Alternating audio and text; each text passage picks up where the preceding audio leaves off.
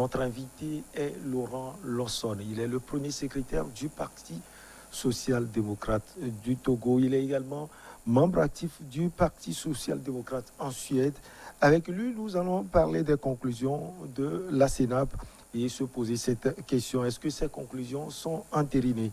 C'est un plaisir de vous avoir, Monsieur Lawson. Bonjour. Bonjour. Vous allez bien? Je vais très bien. Allez, première question. Pouvez-vous déjà commencer par nous rappeler, surtout rappeler aux téléspectateurs, les premiers projets de loi adoptés par la CENAP et qui sont issus de la CENAP, adoptés par l'Assemblée nationale? Oui, mais je pense que d'abord, je voudrais au moins parler un peu de la CENAP, parce que allez-y. C'est comme ça que nous avions appris la création de la CENAP, qui a invité certains partis politiques et surtout les partis politiques qui ont été aux élections. Vous n'avez pas été contacté? Non, on n'a pas été contacté. De toutes les façons, ils ont dit ceux qui ont été aux élections. Donc, nous n'avions pas encore participé en tant que tel, en tant que parti politique aux élections. Mais d'ores et déjà, je pense que quand les choses se passent comme ça, c'est comme on considère que ceux qui ont été aux élections sont plus cotés que ceux qui n'ont pas été aux élections. Et ce n'est pas le cas. Et ce n'est pas bon. Il faut d'abord penser à tout le monde et voir l'expérience que certaines personnes, certains Togolais ont dans le cadre pour les inviter à partager avec eux les idées. Et non, parce que aller aux élections, c'est bien. Est-ce que seulement aller aux élections dit qu'on possède les raisons nécessaires pour participer à la CENAP? Ça, c'est une question. Donc pour vous, fondamentalement, la sélection n'a pas été bien faite. Fondamentalement. Mais je ne critique pas ceux qui ont participé à la CENAP. C'est aussi des Togolais et qui sont intelligents, que la CENAP a pensé qu'ils peuvent faire quelque chose. Et ils ont fait ce qu'ils peuvent faire. Donc, ils ont fait le nécessaire. Et l'ambiance au niveau de la CENAP, je sais que vous avez eu des échos. Hein. Comment vous l'aviez trouvé, la sortie au prime abord du comité d'action pour le renouveau, la sortie après de l'ANC également? Oui, de toutes les façons, tout le monde n'est pas obligé de participer. Et puis, ce n'est pas une obligation non plus de rester jusqu'à la fin. Mais pour l'honneur d'un parti politique et l'honneur de ceux qui sont allés à ces assises, doit quand même, pour leur honneur, rester jusqu'à la fin. Je pense qu'une chose quand même est de ne pas accepter le consensus obligatoirement, mais de poser quand même ces actes. Je pense que ne pas voter consensus n'est pas une mauvaise chose. Mais à force de quitter la salle, parce que ils ne sont pas bêtes, c'est des intelligents. Ils savent pourquoi ils ont quitté la salle. Mais toutefois, il fallait toujours rester et terminer pour après donner ses raisons. Mais ils ont raison aussi de quitter la salle, c'est leur droit. Alors, on peut parler maintenant des projets de loi adoptés par l'Assemblée nationale et qui sont issus de la concertation nationale. Bon, alors, je pense que les projets qui sont adoptés, nous avons en fait 3 projets de loi que je vais dire quand même qu'ils ont un peu rectifié, c'est-à-dire qu'ils ont retouché. Sinon, tout ce qu'ils ont, ils ont adopté, bon, ils l'ont adopté. L'Assemblée nationale est l'institution qui doit entériner les projets avant que ça ne passe à l'action. Donc, quelque part, ils sont élus pour ça, c'est leur droit le plus absolu. Et ce n'est pas... Voilà. Donc, nous devons aussi savoir que quand le projet va à l'Assemblée nationale, ceux qui sont majoritaires ont le droit de voter le projet à leur façon et ce qu'ils pensent qui est important. Donc, dans toute Assemblée nationale, l'opposition est toujours n'a jamais raison. Donc, je ne pense pas que c'est une mauvaise chose, c'est aussi une bonne chose. Mais quand nous voyons au moins les 3 projets qu'ils ont modifiés un tout petit peu, personnellement, je nous dis quelque part là où on parle de la manifestation. C'est ce qui m'a vraiment touché dans le travail ici. La manifestation est limitée. C'est-à-dire, il faut commencer la manifestation. Dans le projet, il faut commencer après 8 heures. et terminer à 18h. À 18h. Alors, maintenant, l'Assemblée nationale a ramené ça après 8h, mais 17h. C'est ça, non? C'est un temps court. Oui, c'est plus tard. 17h. Ouais. C'est court pour vous? Et il y a aussi de 11h, la proposition 11h. aussi parlait de 11h à 17h. Personnellement, je pense que de 11h à 17h est mieux. Vous savez, il ne faut pas que certaines personnes interdisent à certaines personnes de ne pas utiliser leurs droits. Par exemple, de 8h ou bien de 7h30 à 11h, ceux qui veulent aller au marché ont le droit d'aller au marché. Ceux qui sont des commerçants ont le droit d'aller dans leur boutique et avoir les... Ceux qui sont des fonctionnaires doivent aller à leur boulot. Et vous voulez marcher, marchez comme vous voulez.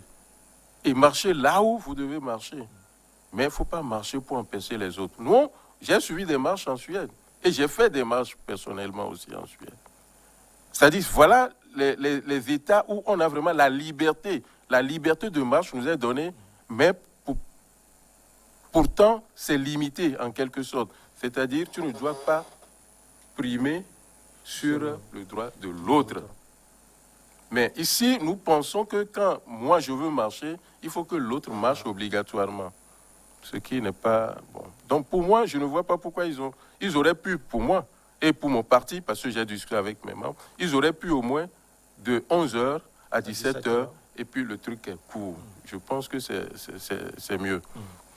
Mais quelque part, comment ça va se passer? Est-ce que la marche, souvent, ça se passe partout. On dit, on veut marcher d'Adéui à Baie. Aujourd'hui, Lomé est divisé en 4. Lomé 1, c'est-à-dire Golfe 1, ouais. Golfe 2, Golfe 3, Golfe 4. Alors, il faut marcher à partir de Golfe 1 pour aller à Golfe 10 ou bien à Golfe 4 ou à Golfe 5. Ça aussi, ils ont oublié de mentionner quelque chose là-bas.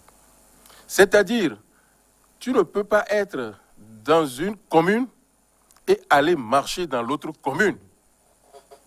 Là, ça les a échappés. Cela crée quelques déplacements dans la capitale. Les gens font de n'importe quoi. Voilà. C'est-à-dire, d'abord, avant de marcher, quand vous êtes de la commune 4 et vous voulez protester, vous allez protester dans votre commune 4. Vous marchez d'un point A à un point B dans la commune 4. 4. Vous ne devez pas dépasser. Et il faut demander la permission à la mairie et que quand la permission est donnée, vous restez dans votre cadre. Mais n'allez pas dans l'autre commune. Si vous allez dans l'autre commune, donc l'autre commune a le droit de riposter. Si vous allez manifester et casser des choses dans la commune 2, quitter 4 pour aller travailler, aller manifester dans 2 et casser les choses, vous allez payer. Vous êtes responsable. Alors, maintenant, comment est-ce qu'il faut faire tout ça? Ils n'ont pas mis ça dedans. C'est très important. Ce n'est plus une marche nationale maintenant. Ça devient toujours une marche communale. Avec une protestation communale.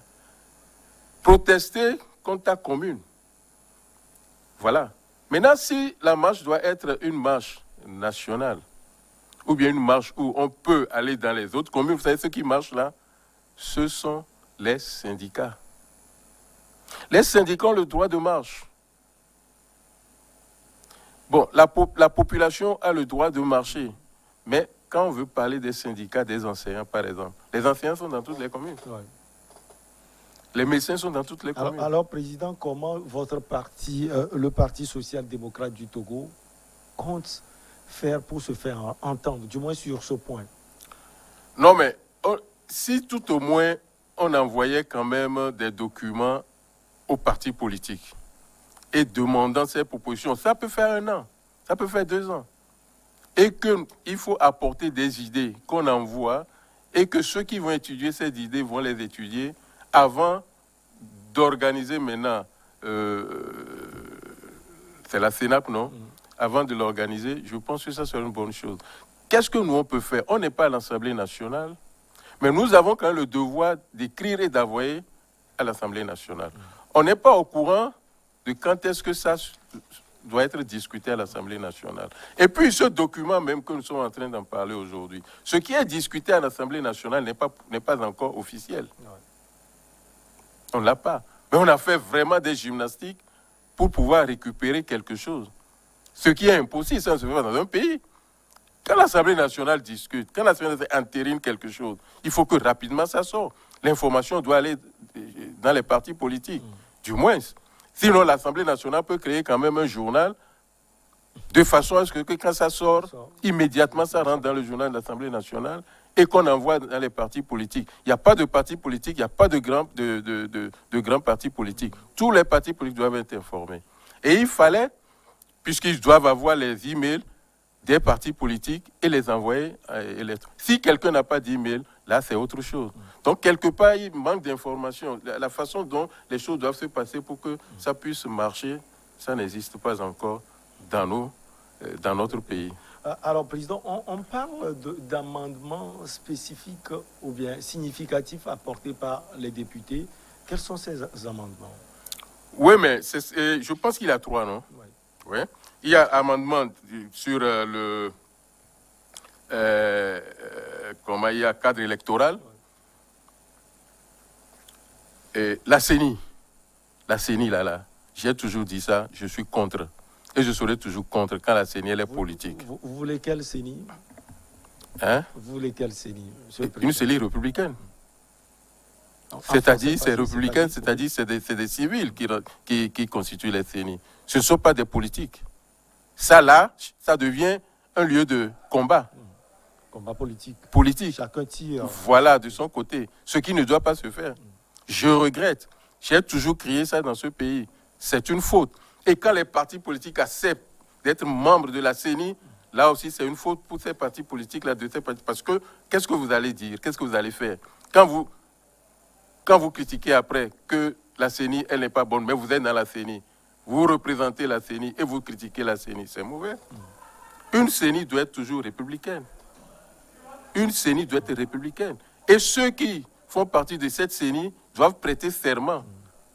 Et quand vous allez outre ce que vous devez faire, on vous arrête. Et ça, c'est normal. C'est comme ça. C'est là où on a le sérieux de ce que nous voulons faire. Mais déjà là, je dis encore que les mêmes problèmes vont se répéter. Ça, ce n'est rien. La Sénat a perdu de temps pour faire tout ce qu'ils ont fait. Je ne les critique pas, mais mon point de vue, c'est que ça ne marchera pas. Puisqu'on a tout fait dans ce pays, ce n'est pas ça. Quittons la CENI politique pour aller à la CENI nationale. Et ceux-là que nous aurons dans la CENI, il faut qu'on prime sur ceux-là. C'est-à-dire, vous fautez là, on vous envoie en prison. Vous commettez des erreurs, on vous envoie en prison. Voilà, c'est comme ça. Et là, quand je lis tout ça, la commission de la CENI, il y a 7 membres opposition, pardon, 7 membres parlementaires, 7 membres opposition, 4 membres opposition parlementaire, 3 membres opposition extra-parlementaire, 2 membres. Tout ça là, ça veut dire quoi? Non, sincèrement, tout ça, ça veut dire quoi? C'est de la gymnastique. C'est de la gymnastique. Vous savez, il y a des CENI dans les pays. Le Togo n'est pas le premier pays à créer la CENI. Sinon, les CENI africaines là sont des CENI à problème. On doit revoir nos façons de faire. Alors, donc nous avons par exemple, si je vois les choses ici, on dit, en outre, il est créé un climat socio-politique apaisé. Qu'est-ce qui est apaisé ici? Qu'est-ce qui sera apaisé? Nous allons voir si vraiment c'est apaisé. Hein? Et concerté à l'ensemble des citoyens togolais en modifiant de ce fait notamment les dispositions relatives à la Commission électorale nationale indépendante, la révision des listes électorales et à l'authentification des bulletins de vote, au parrainage des candidats indépendants, à l'élection présidentielle et au délai de dépôt des candidatures pour les élections régionales et municipales. Donc, je ne vois rien de spécial. Rien n'est spécial pour vous? Non. Rien n'est spécial pour moi. Vous proposez quoi, Président? Dans ce cadre précis, vous proposez quoi? Rien n'est spécial parce que c'est normal à faire. Donc on nous propose rien. Il faut sortir de ce qui est normal. Non, on reste dans ce qui est normal, mais ce n'est pas cette CENI-là qui va diriger ce qu'on est en train de faire ici. Puisque nous avons toujours... Il n'y a rien de... On a déjà fait tout ça. Ou bien vous n'êtes pas d'accord avec bien moi? sûr. On a déjà fait tout ça. Mais pourquoi répéter ce qu'on a déjà fait ou ce qu'on fait toujours et penser que c'est spécial? On ne peut, c'est-à-dire, il n'y a pas de fétiche à faire. C'est qu'on se corrige nous-mêmes. Nous devons nous corriger personnellement. Et si vraiment la CENI, là, que je vois, la corruption de cette CENI, la CENI est correcte, veut travailler vraiment et ne pas dire je viens de l'UNI, je viens de l'ANC, je viens de ci, je viens de ça, je vais travailler pour le Togo, mais pourquoi pas? Et attention, ceux-là qui viendront de la société civile, que nous disons, c'est-à-dire qui ne sont pas politiques, ils ont tous quand même la carte de parti politique. Mais tu viens dans la salle sans ta carte politique. Tu enlèves ta veste de parti politique et quand tu es là, tu ne dois du tout penser à ton parti. Personnellement, je fais partie des commissions.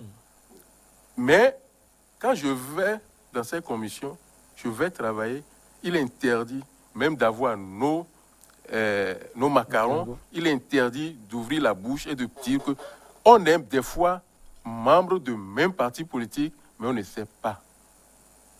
Peut-être après la sortie, vous êtes de causer, il y a quelque chose que la personne te dit, ah, je sais. Sinon, tu ne connais même pas ton camarade, qui vient peut-être de Ouida, mais qui est membre du parti à Ouida. Parce que vous êtes là pour travailler. Vous êtes là pour chercher le bien du pays. Nous sommes là pour chercher le bien du Togo. Donc, on doit enlever nos vestes. Dans les commissions, dans les CENI ici, dans ce pays, il y a eu des bagarres. Le CAR qui tire sa ficelle, l'UFC ou bien qui tire sa ficelle, ANC qui tire sa ficelle, l'UNI qui dit non. Alors, comment vous appelez ça CENI indépendante? Comment vous appelez ça CENI indépendante? C'est pourquoi vous proposez une sorte de CENI civile. Ça, je vais toujours payer ça. Les gens ont expérimenté, par exemple, en République démocratique du Congo, président, avec une CENI religieuse, si on peut le dire. Ça ne donne rien. Ça aurait pu donner. C'est l'inconscience de l'homme africain. Je regrette de dire ça. C'est notre inconscience. C'est notre inconscience. Pourquoi ça ne va pas marcher? Pourquoi ça ne va pas marcher? Même est-ce qu'on a besoin de clergé pour diriger la CENI? On n'a pas besoin de clergé. On a besoin de quelqu'un comme toi, de quelqu'un comme quelqu'un d'autre. C'est-à-dire à qui on donne le travail et qu'on sait qu'il peut le faire. Vraiment, on n'a pas besoin de faire tout ça. On va chez les clergés, on pense qu'ils sont mieux. Peut-être c'est excusez-moi, c'est les pires. On ne sait pas. Hein? Bon, alors, nous avons par exemple le deuxième projet de loi modifié, qui parle de modification, d'une part, du nombre de conseillers par région. Là, je pense que je n'ai rien à critiquer à ce point. Le bureau exécutif du conseil régional, augmentation du nombre de vice-présidents. En tout cas, ça, c'est notre pays. Je ne pense pas que jusque-là, j'ai de quoi critiquer. Ou bien de quoi à ma mère. Ici, là, à la réunion de la manifestation pacifique, sur la voie publique et dans les lieux publics, ne peut se tenir avant. Voilà le vrai point qui me concerne. Ça, c'est le vrai point qu'il faut rectifier. Il faut que la CENAP et l'Assemblée nationale, moi, je leur recommande de revoir ça. Et vous allez passer comment pour pouvoir leur parler, les interpeller? Je vais envoyer une lettre à l'Assemblée nationale. Mais je vais te dire, c'est des gens qui ne répondent pas. On les envoie des lettres, ils ne répondent pas. J'ai envoyé des lettres, surtout dans l'histoire de Petrol Gate dans ce pays. Personne n'a répondu. L'État n'a pas répondu. Comment appelle-t-on? L'Assemblée nationale, pas du tout. Les ministres à qui on a envoyé la même lettre à tout le monde de nous répondre tout au moins si vraiment c'est vrai cette histoire de Petrol Gate. Si c'est vrai, qu'est-ce qui va se passer? Personne n'a répondu. C'est sorti dans les presses. Donc pour vous, cela veut dire que comme il n'y a pas de retour, c'est vrai. Vous le prenez ainsi? S'il n'y a pas de retour. Comme vous n'avez pas eu de suite. Non, attention. C'est parce qu'on veut avoir la vérité que vous demandez quelque chose. Voilà. Mais si on n'a pas de retour, quitte à ceux qui ne nous ont pas répondu eux-mêmes, de savoir si c'est vrai ou si c'est faux. Mais nous sommes toujours dans le flou. Nous ne pouvons pas accuser le pouvoir, nous ne pouvons accuser personne, ni le journaliste qui a quand même fait sortir, qui a eu l'audace de faire sortir tout ça là. On ne peut donner raison à qui, à celui-là non plus. On ne peut non plus lui donner tort et on ne peut pas non plus critiquer le pouvoir. Mais ils savent la vérité. C'est ça ce qui est mauvais parce qu'on ne veut pas informer le peuple togolais. On ne veut pas dire ce qui se passe. Et en plus, il n'y a pas de punition. Mais ce qui est sûr, si la vérité n'est pas 10, tout au moins il y aura 3 vérités sur 10. Et les 7, on peut les garder. Mais dites-nous les 3 vérités sur 10.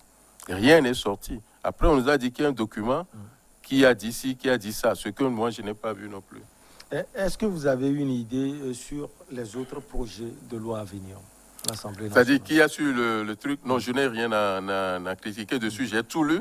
Je dis, bon, et d'autres projets à venir? D'autres projets à venir par rapport aux travaux de la CENAP, des projets à venir pour les élections ou bien pour l'avancement du Togo. Pourquoi pas? Oui, justement. Je pense que nous devons quand même reculer tout petit peu pour revoir notre pays là où les choses ne marchent pas.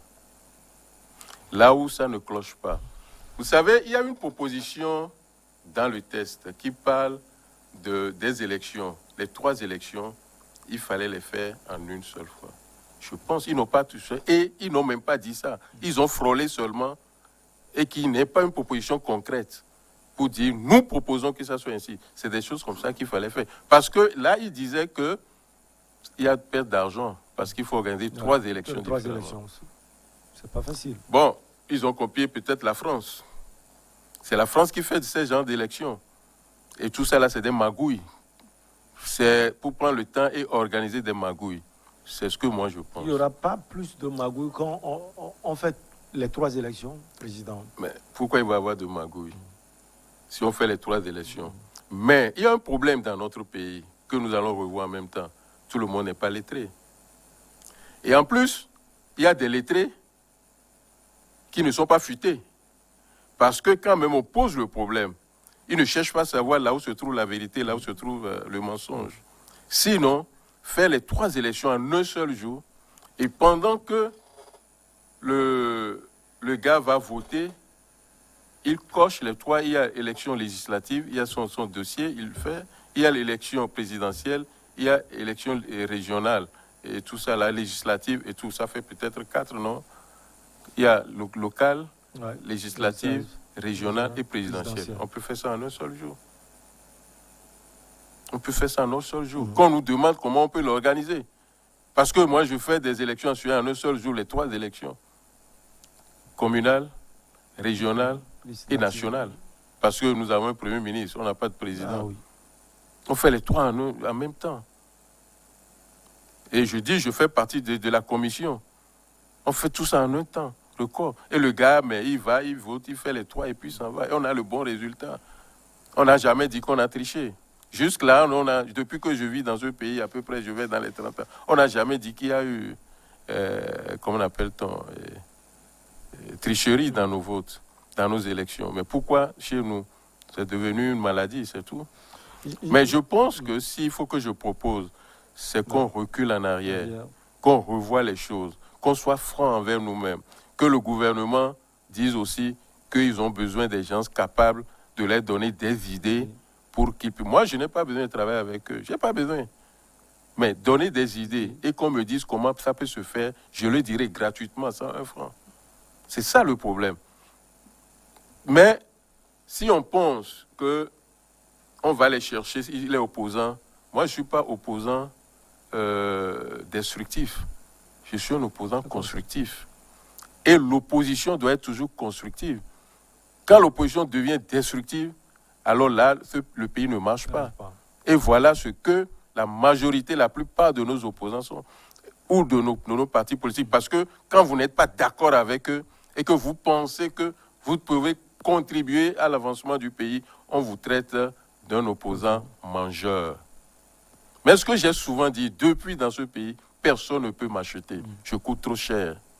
J'ai cette valeur. Ça, jamais.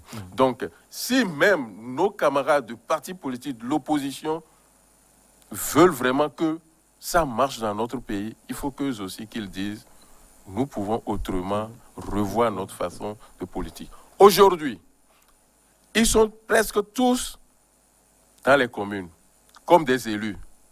Les marches, est-ce que ça continue? Non. Il n'y a plus de marches. Non. Même s'ils vont avoir de marches, ils vont avoir des marches contre eux-mêmes. Tu vas faire des marches contre qui? Contre quel gouvernement? Parce que si tu es gouvernement, là où tu es, là, tu as commis, là, tu n'arrives même pas à diriger. Tu n'arrives même pas à bien faire. Et tu veux marcher contre qui maintenant? Voilà les cas, le cas sérieux de l'affaire. Donc c'est pour cela qu'on a besoin de revoir notre politique, notre façon de faire la politique. C'est très important. J'ai envie aussi de vous poser cette question. Vous êtes le premier secrétaire du Parti social-démocrate du Togo. Comment va votre parti politique et comment vous arrivez à travailler avec le Parti social-démocrate en Suède? Vous êtes membre actif là-bas. Oui, je pense que nous avons une relation. Ça, il ne faut pas mentir. Ouais. Nous avons une très bonne relation et nous travaillons en commun accord. Ce qui est très important dans un parti politique pour nous, les socialistes, sinon les sociaux-démocrates, c'est les formations.